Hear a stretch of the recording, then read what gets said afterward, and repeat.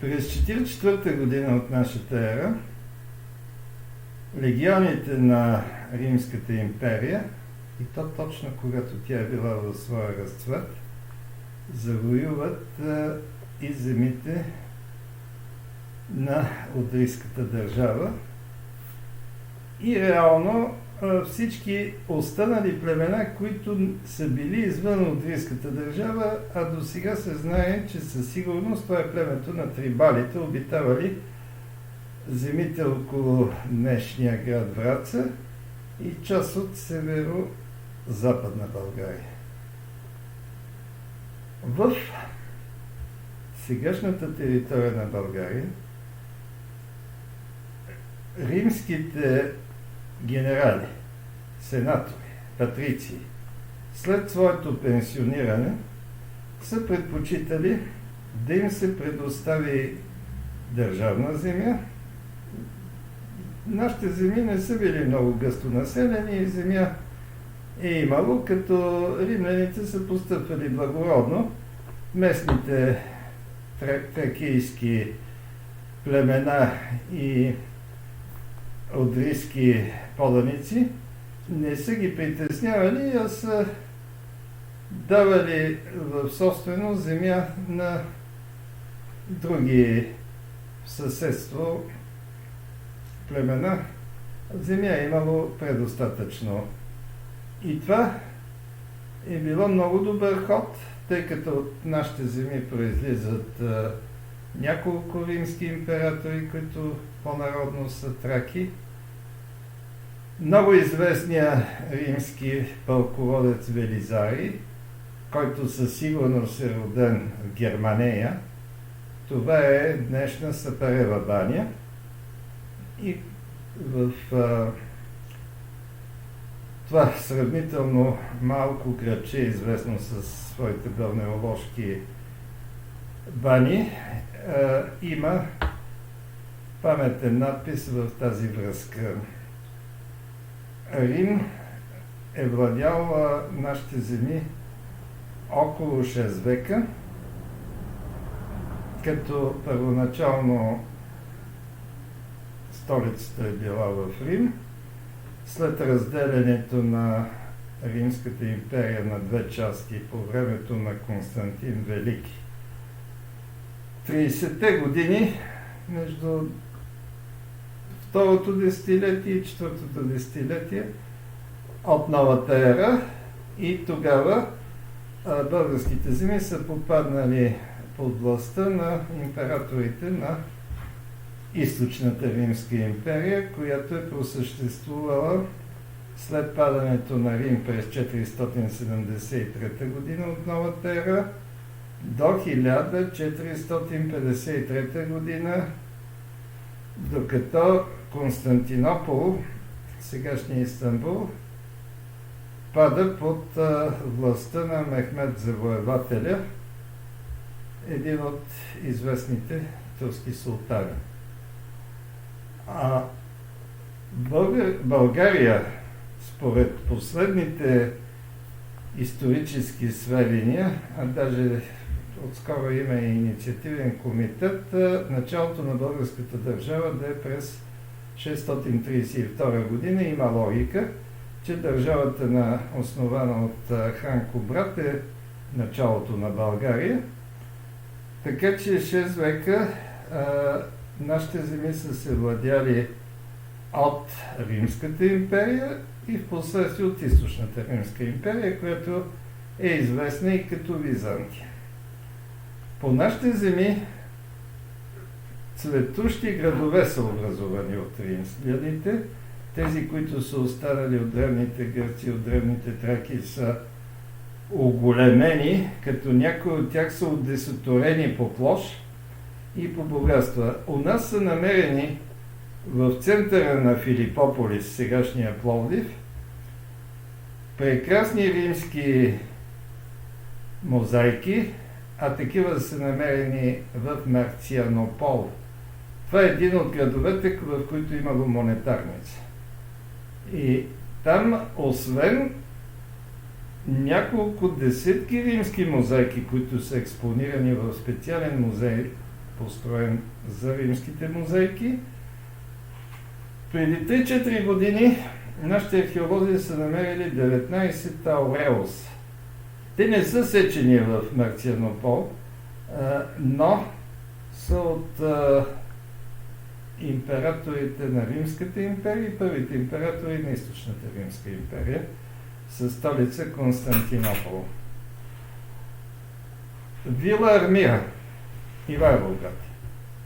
Това е безценен бисер сред археологическите разкопки, които са намерени по нашите земи, почти изцяло запазена, с великолепни мозайки, и край Рим няма такива вили по богатство и по красота на изпълнение, като тя е била вероятно на някой бивш сенатор и настоящ патрици, но императорите са имали по-скромни вили от тази край днешния Ивайловград.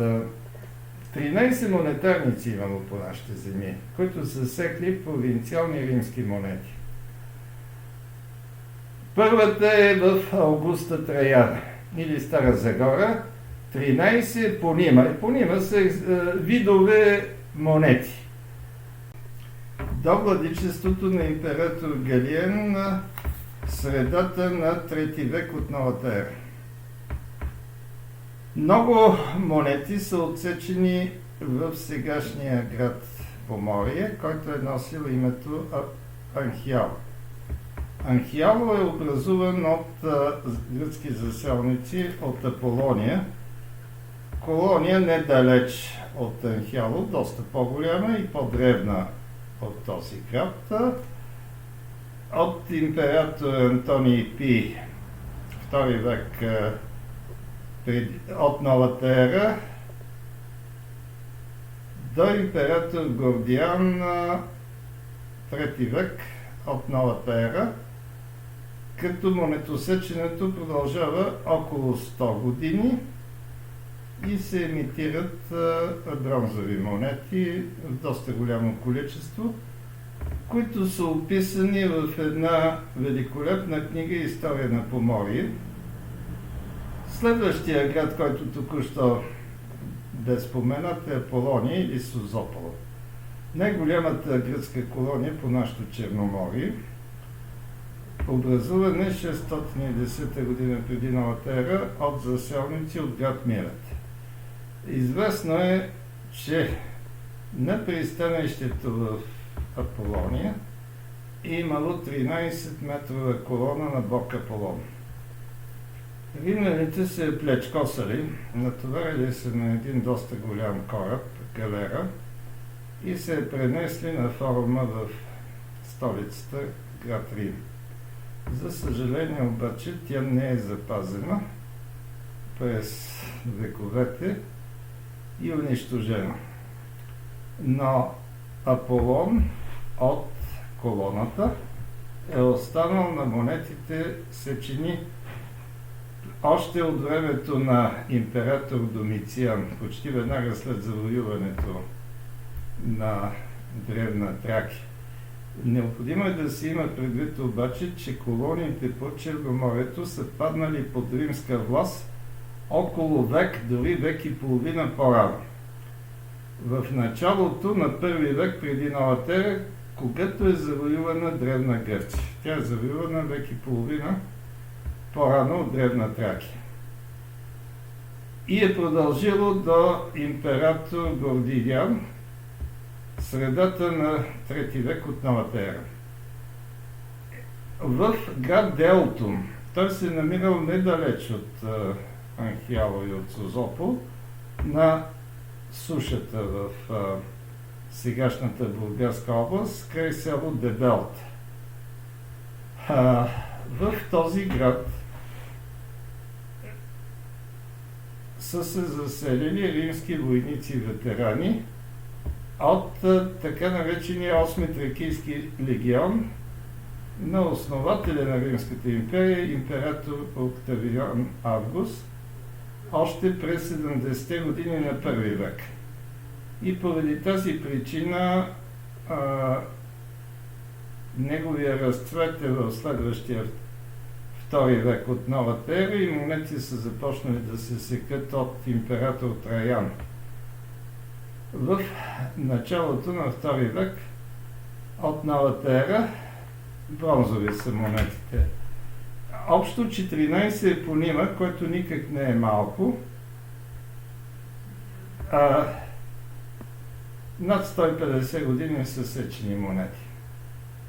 В Северното Черноморие петият град е Дионисопол, сегашния Балчик. Той е образуван на мястото на тракийското селище Круни, а монети са сечени от времето на император Антоний Пий.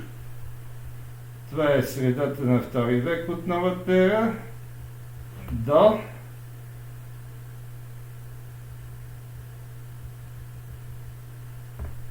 общо около 150 години са сечени монети, общо 12 епонима.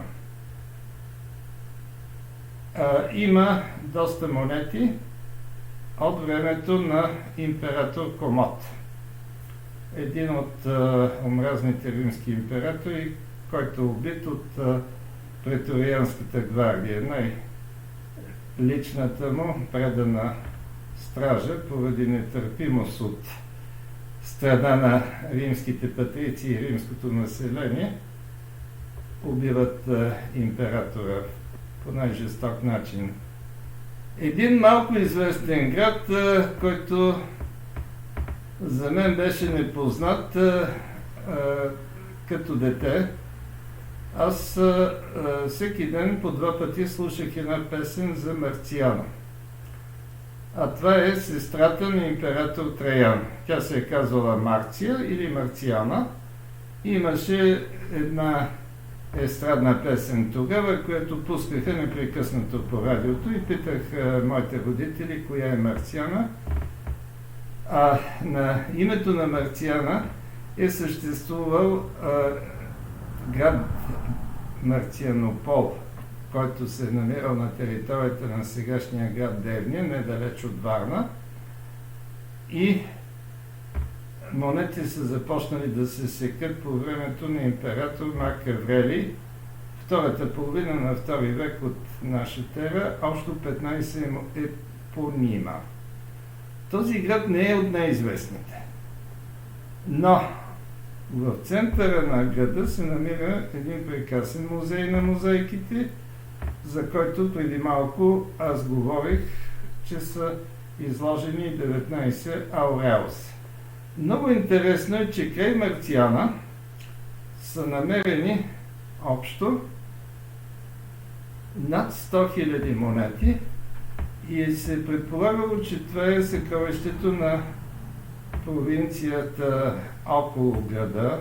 Той е недалеч от Одеса с Варна и по време на нашествието на готите съответно са закопани тези над 100 000 монети. Това е огромно количество. Това е близо тон монети и съответно са достигнали до нас благодарение на тази случайност, а именно откриване на това огромно съкровище. Следващия черноморски град и с него приключваме монетосеченето по българското Черноморие е Месенрия или Несевър. Монетите са от времето на император Хадриан, началото на втори век от новата ера и продължава до началото на трети век от новата ера по времето на император Гет. Бронзови са монетите, отсечени в Месенрия. 2 града следват, които към днешна дата не съществуват, но са запазени техните разкопки, а именно Никополис ад Иструм. Той е до село Никюб, Велико Търновско, по-скоро Павликенско, и е образуван по случай победата на римските легиони в битката при река Дунав на даките, основана от император Траян през II век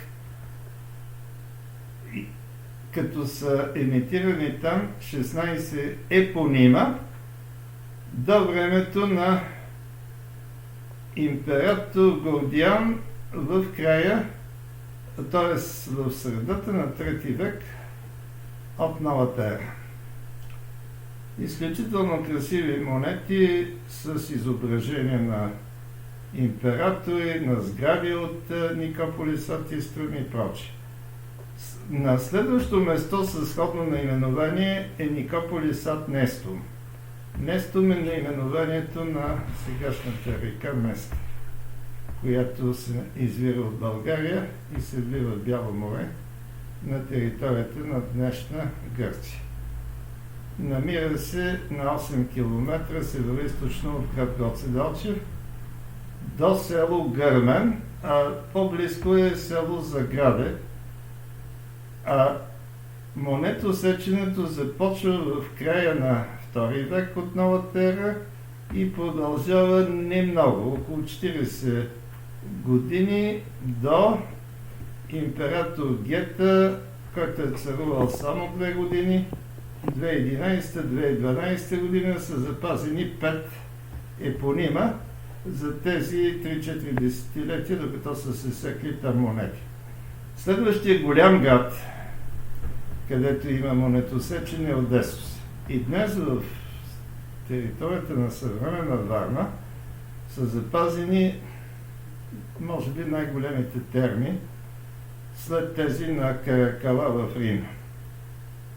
И монети са сечени от император Домициан, 1 век от новата ера, до император Гордиан, средата на 3 век от новата ера, общо 21 епонима, на които има над 150 сюжета. Огромно монетосечене е във Варна. Одесос е той наистина един доста голям град и част от него може да се разгледа и по-настоящем. 11-тия град е Улпия Полтария или сегашен Кюстендил. След Варна, вторите по големина терми или бани са в Кюстендил, отлично са запазени в околностите на една джамия от средата на 15 век от новата ера, която е музей в момента, но в околностите са запазени термите, по които съвсем спокойно може да се разходи човек. Ако има минерална вода и басейните работят в тях, евентуално може и да се откъпе, но в Кюстендил има достатъчно хотели и бани да го стори това. От римско време е запазена крепостта Хисарлъка на един от хълмовете край града. На монетите е изобразен император Каракала. Той малко е царувал през 3 век от 211 до 217 година, славоводенец. Също има изобразена жена на реверса, която е отправа на съд, в който тече вода и бере грозде същевременно. И едно детенце, който също бере грозде. Очевидно и римляните са обичали виното, не само траките и древните гърци, и не случайно в така наречената средиземноморска диета виното заема челно место. Като на 12-то место е на нашата днешна столица Сердика, както се е наричала по времето на римляните, или София. Константин Велики възкликва: този град Сердика е моят Рим. А известно е, че той е роден около град Ниш, а край Сердика, край Костинброд, той е имал огромен дворец. Води се вила, но с размерите на дворец доста забележителен, а големият дворец на Константин е в основите на сегашната сграда на една от най-големите банки в България, Unicredit Булбанк. И под площад Света Неделя. В Софийското поле Града съществува вече на 2500 години, има статут на град от времето на император Траян и тогава се добавя и надписа и добавката Улпия. Така че Улпия севлика на гръцки език е изсечен на монетите, имитирани в града през 2 и 3 век. Латински език е бил официален, може би, до 4-5 век или началото на 6 век.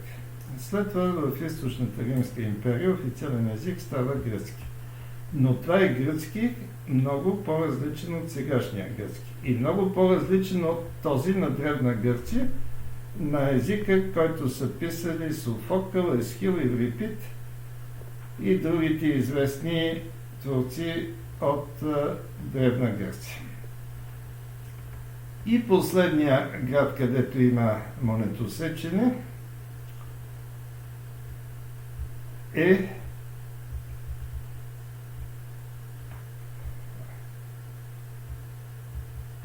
Филипопол, днешния Пловдив. През вековете той се е наричал и Полподева, и Филибе, и други имена имал. 17 епонима са отсечени. Той заедно с Одесо, с Варна и Сердика София са най-големите градове по нашата територия на съвременна България. Първите монети са от времето на император Еле Габал, 3 век от новата ера, и се секат до началото на 4 век. Има монети от император Каракала и така нататък. Римските монетарници са били управлявани от магистратура, която организирала монетосеченето и извършвала контрол върху монетите чрез така наречените екзагии. Това са специални теглилки, с които се проверявала грамажа на монетите с оглед те да бъдат еднакви и да не се допуска така нареченото подпилване или фалшифициране, което по-късно е било характерно. Златната монета Ауреус е била основната парична единица на Древен Рим, но тя е била за големи плащания. Малките покупки са с денари, с сестерци, което е по-ниска парична единица, и с допонди. И най-малката парична единица е била ас. Ауреус е въведен по времето на император Октавиан Август.